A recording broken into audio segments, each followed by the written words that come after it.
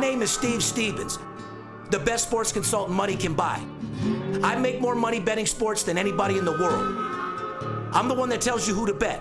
I'm not a bookie, I'm the bookie killer.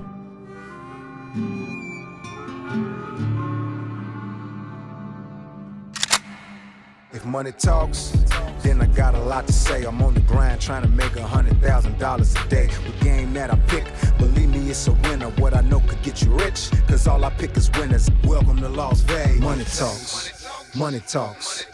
Welcome to Las Vegas. Welcome back, ladies and gentlemen. You're tuned into the VIP Sports Podcast. I'm Darren Otero, a.k.a. Steve Stevens, the bookie killer. Sitting here with my ride-along host, Big Ron Burke. What's going on, Ron? Man, another beautiful day. Another day, another motherfucking dollar. March always. Madness is in full effect. Full effect. Conference play out of control. My guaranteed winner yesterday, Villanova. Absolute blowout. Winner all day long, guys. Like I said, man, people should have known. And you know what blew my mind? Is that only 200 people signed up. Here's what the promotion was. It was for a $100 bill, get a guaranteed winner. If the game goes down, you get the entire March Madness personal plays, $25,000 value for free. And only 200. I would have signed up hoping this motherfucker loses. For sure. But anyway, 200 plus people. Congratulations on Villanova out there. That's just the beginning of where we're going. Yes. Welcome back. It's March 9th, podcast number 381. Our show sponsored by the Money Team. Want to give a shout out to the troops. We really appreciate you supporting our country, and everything you do for us, allowing me to run my company and be free, man. You guys go through it, and all I can say is I salute you. Always much love to the troops. A fan of the podcast, Tom Follen, said, I would like to thank you for acknowledging the military and veterans. You are the only one that thanks the military. Thanks again, Steve. No, thank you, Tom Follen. You know what I mean? Thank you, Tom. Let's move right into NBA. The Memphis Grizzlies lost their second straight game on Tuesday without their star player, gat-packing Ja Morant. He is under investigation after the 23-year-old posted on Instagram Live a video of himself appearing to flash a gun while listening to music at a nightclub outside Denver. The Grizzlies said there is no timetable for Morant's return. The team said that Morant will miss at least 4 more games. Let's just get right into it. Number one, this should be in the shame on you segment of our podcast because that's fucking embarrassing. Bro, motherfuckers come out of the hood. People rap. People do their thing to come up and get money like you and not have to do that shit no more. Yeah. For somebody to get a bunch of money and flush guns and shit like you're hard and this, that, and the other, you got nothing to prove, man. You're an NBA player making millions of dollars. Stay in your lane. I wonder if it's a generational thing. It's just, it makes no sense. It's like clout chasing. You know what I mean? Well, yeah, what are you doing? He wants to know he's in the club, hossing up. Yeah, we got pistols. But me and you know OGs, right? And all the OGs I know, there's no flashing, man. Yeah, matter of fact, you don't want nobody to know what you got. Hold on. His whole situation is wrong. Yeah. Number one, you're a millionaire. Where's your security? Exactly. A real boss has people handling his shit for you. And when you get stupid money and you have a fucking team put together and you're a boss, you have motherfuckers that handle your problems for you if one occurs, which hopefully you can avoid any confrontation to start with. You know, and I'm a fan. But one more thing. You're posting and toting a pistol. Are you willing to use it? Because in these day and age in the motherfucking street, all you want to be fake motherfuckers that have guns, that talk loud and just show your pistol, you go against a real motherfucker, you're going to get your brains blown out. Don't pull a pistol out if you ain't willing to let it go. And I do like Ja Morant. I'm going to tell him like I would tell my son or my nephews or not even nephews, cousins or anything, man. Look, don't just stop the ignorant shit. Like for what? You ain't got shit to prove to anybody. You know, like you said, have security, have someone that can protect you. Do shit the right way. And plus, you set an example that everybody gives a damn about you. You represent your parents, you represent yourself, you represent if you got kids, you represent your family. Yeah. Like that's just a bad look, man. Do better. But in life, he does have something to prove, which you have been proven as being one of the best basketball players I've ever seen. This motherfucker excites me. I love watching him. So bottom line is, you fucked up, you're young, whatever. Bro, you move with a team. You move with security. You move with killers that do shit for you if you're even in that situation. NBA player don't even need to roll with no killers. You go get you some licensed security and do your thing. They're not bodyguards, no one protecting you. They're making sure that if anything happens, you don't catch a case. It's called putting people in place. And the last message I got to all those youth out there, and even grown men, man, just do better. Like, when you turn 80, you're not going to be thinking about, you know, if someone disrespected you or These said or motherfuckers said are still something. killing people over bitches. Yeah, it's ridiculous. It's Unbelievable. Over women. It's silliness. Yeah, well, number one, like I said, I've said it before, I'll say it again. Broke men shouldn't gamble, and jealous men shouldn't pimp hoes. Yeah. Plain and fucking simple. Anyway, Morant was averaging over 27 points per game. Law enforcement said they will not recommend charges against him at this time, and we're not able to determine the probable cause, which is beautiful. He doesn't need to catch a case for nothing like that. It was very minute. Just remember, cameras are everywhere. Exactly. NBA former star Sean Kemp, a.k.a. the Rain Man, was arrested following an alleged drive-by shooting Wednesday in Washington. Police said an altercation between two cars broke out around 2 p.m., which resulted in shots being fired in a shopping mall parking lot. Come on now, man. Kemp, how high are you? Well, we don't know the situation. We don't. You know, somebody could have came on it. He could have been protecting himself. We don't know the situation. I don't want to speculate too much, but I mean, if you've been an all-star that many times and you're a Hall of Famer like that, like how do you even end up in situations that get testy like that? That's, several different ways, to be honest with you, Ron. Yeah. Let's just say he really was just at the mall with a couple of his boys. Couple motherfuckers high, looking on the grind, couple fuck boys, see you over there, whatever, getting out the car. You might have a chain on or something. They know you got millions of dollars. Maybe they approached him. That's why I don't want to get too into the story. Because if they did approach him, he should have busted on a motherfucker and protected himself and did what he had to do. However, any confrontation, no matter what happened, a shopping mall, there's a camera on every quarter inch of the motherfucking property. You're getting caught. Yeah, hopefully there's no ignorance involved with that whole deal, and it is what you said. And I guess we'll just reserve judgment until more of the facts come out. Agreed. Let's get right into college hoops. As you guys know, it's conference tournament play. March Madness tournament starts on Tuesday, and this is the most lucrative time to make money. This is when all the big boys come out of the woodworks. You know how, like, on Super Bowl, everybody plays it? Same with March Madness. There's a lot of guys out there that don't play the season that will come out with a couple 100,000 and play March Madness. Oh, yeah. I mean, how busy are we, Ron? How many of my clients in town right now you've been working with? Super busy, man. We got all the West Coast, especially with the Pac-12 tournament out here. That's going on as we speak.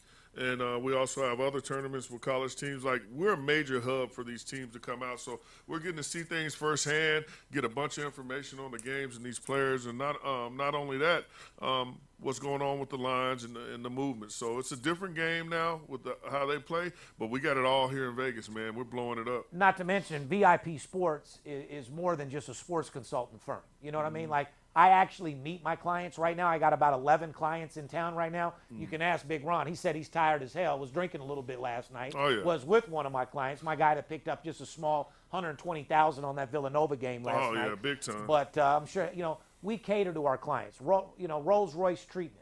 When you come into town, I'm not just a voice over the phone. We come meet you. Go to a 5-star restaurant. Bet the game for 6 figures. Sit there with you. Not some voice over the phone giving you a fucking game, hoping you win, and then maybe show up if to get paid. You know what I mean? We've been staying so busy. That's why I got this shadow on. I got time to shower. I haven't had time to shave. We roll the red carpet out for our clients, and it should be a great tournament. We're excited. We got all sorts of things going on. But get right into college hoops. Like I said, conference championship time, and then selection Sunday.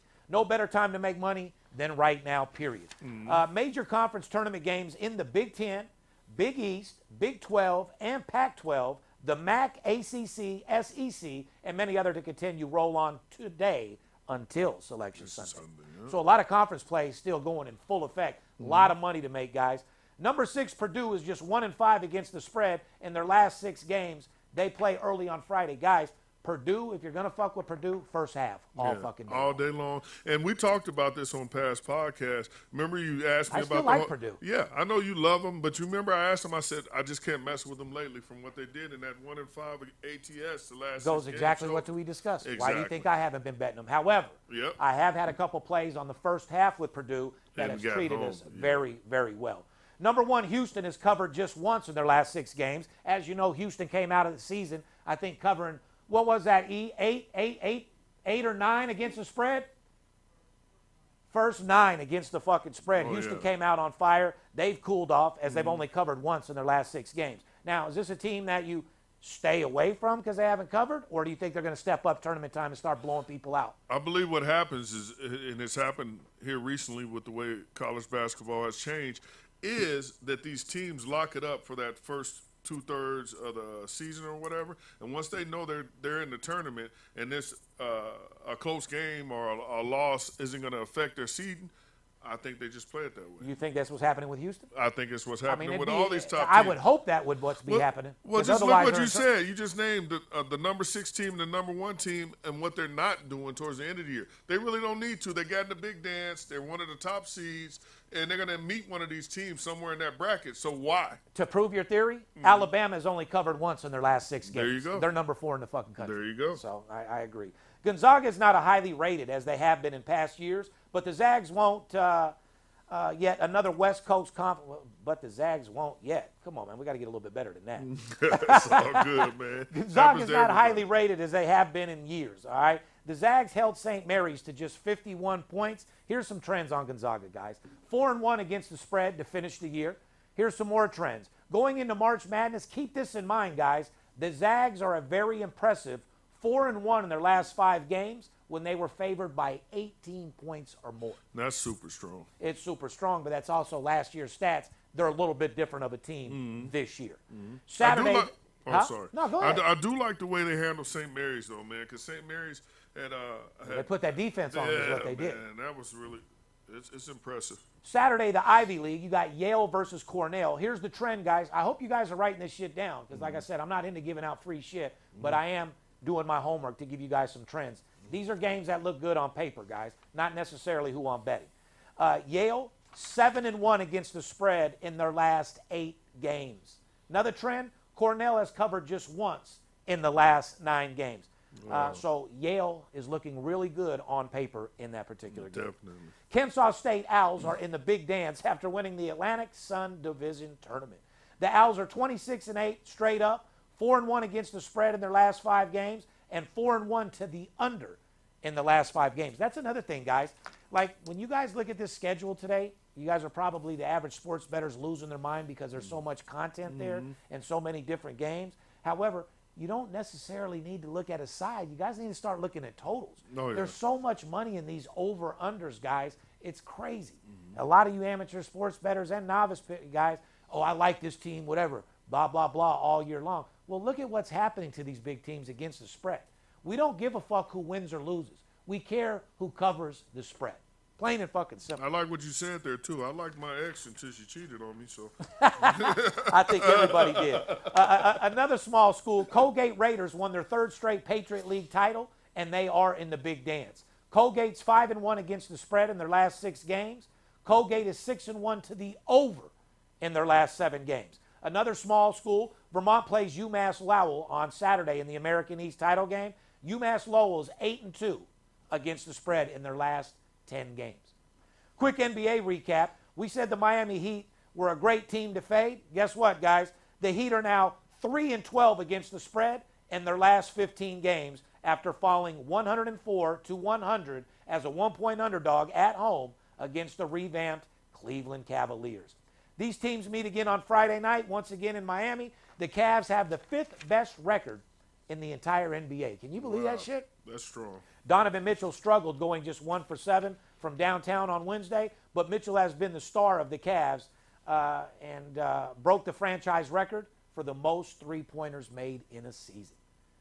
That's pretty goddamn good. Yeah, I'm giving Cleveland a lot of credit there. I mean, that's what you call doing the work behind the scenes, putting that team together and letting it gel. Young talent. They got Donovan Mitchell, and then top 5 in the NBA, man. No doubt. Huge. Here's some golden nuggets for you guys in the NBA. The best home teams against the spread.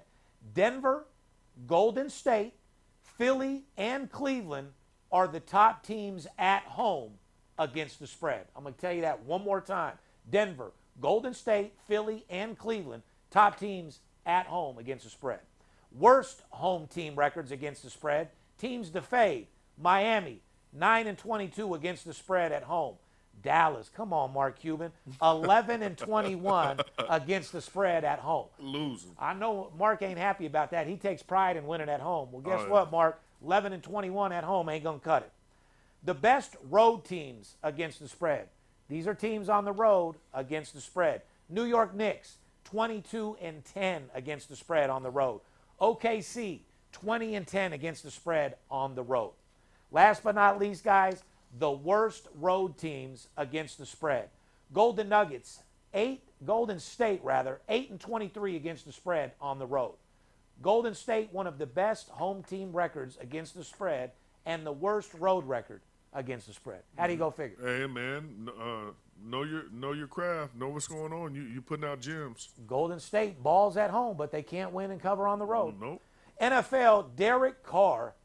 For every got people paid. like me that's hating on Carr and didn't want Carr and Carr ain't this.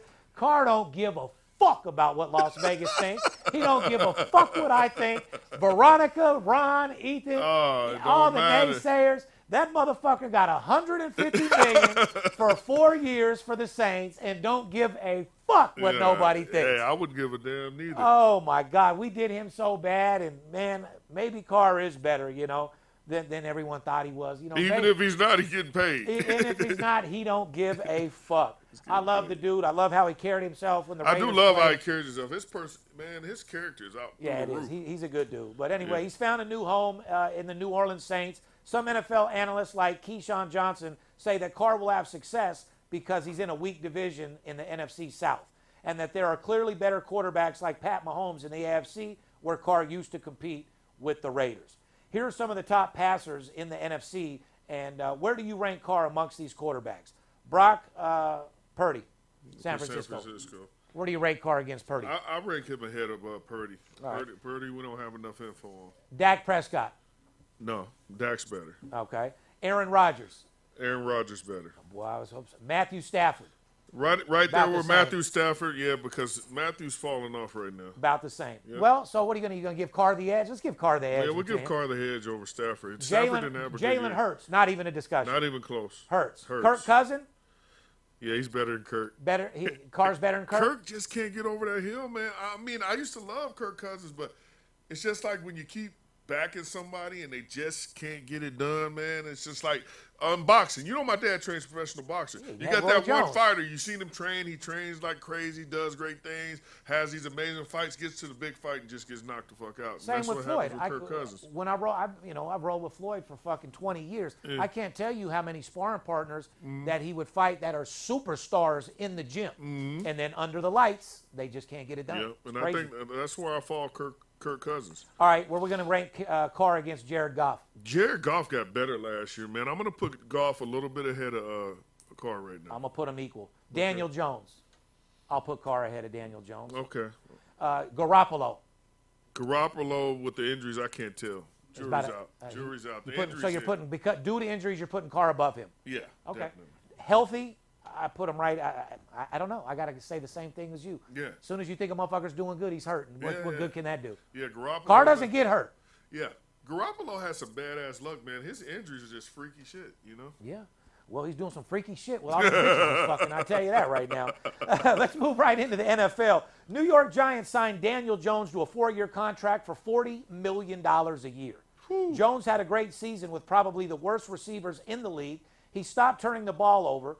Led the Giants to the playoffs out of nowhere, but he only threw 15 touchdown passes. Do you think Giants overpaid for Jones? Not yes, but fuck yes. Yeah, fuck yes. But you know what? That guy tightened down. He knew this year he had to – look, he was going after the bag. He was fighting for his life. He's like, hey, I'm not – He got that bag. I might throw this ball into the 10th row in the stadium, but I'm not throwing an interception. So he's going to get that bag, and he made it happen, so – $40 million a year. Yeah, he got the bag. I got to give him a round of applause. Yeah, round of applause, man. Him and Carr, just get your fucking money. Get paid. If they give, then get it. Some NFL draft experts say regardless of his size, Alabama quarterback Bryce Young has incredible talent, but others say he's built to slight and too slender to take a beating in the NFL. Young officially measured at 5'10" and weighs 204 pounds, which would make him the lightest round one quarterback since at least 2006 and one of the shortest quarterbacks drafted since 1967. I will say this. The difference from college to NFL, is about, what, 3 inches on the offensive line and defensive line in height? It's about the same with Alabama because those big boys are already. I'm talking about in general. Yeah, NFL team, you're gonna have a little more size. You're gonna have a little bit more size, so it's gonna be hard for him. What do you feel on this?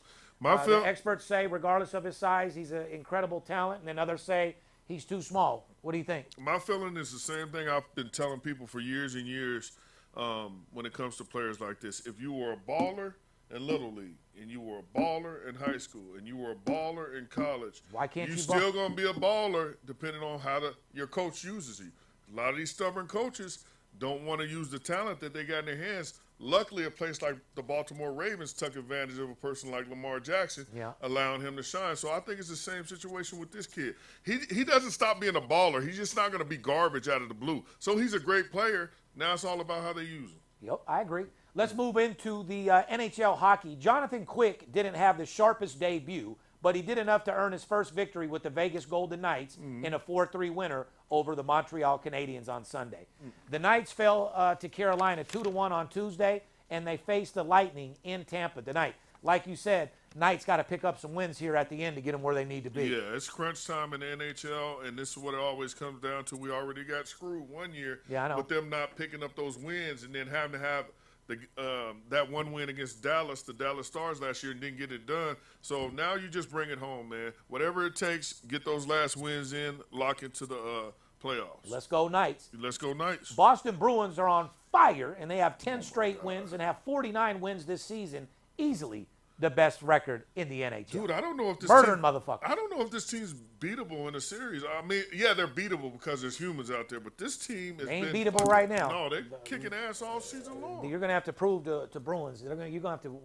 Yeah. We're the kingpin. I got your chain. Come take it from me. Yeah, come take it from me. You know what exactly. I mean? Devils and Coyotes are both 8-2 to the over in the first round, the first period in each of their last 10 games. 8-2 to the over in the first period in each of their last 10 games. Devils and Coyotes, guys, first period hockey total over. You know, I don't like giving a lot of those out. You ain't lying. I'll be getting a lot of my money. There's no other capper in the world that, does what I do. Well, you get that money quick, man, and then you're able to put it on your next straight bet, which you always got singled out. Chicago, Dallas, Washington, and Anaheim are 4-1 to the over in the first period in their last 5 games. Islanders and Flames are both 4-1 to the under in the first period in their last 5 games. Full game total, Dallas Stars and the Seattle Kraken are both 5-0 to the over in their last 5 games. These two teams are playing each other on Saturday. So if you're betting the Stars and Seattle over, you're 10-0. Wow. How many of you motherfuckers out there 10-0? None of you. No. So at the end of the day, guys, March Madness is in full effect. We're doing promotions for all size shapes of sports bettors. We want to help you guys get paid. Last thing I want to see is all the players getting paid, all the executives getting paid, all the fucking casinos getting paid. You deserve your fair share. Right now is crunch time, and it's the best time to get paid, and I want to help you guys reach your fucking goals.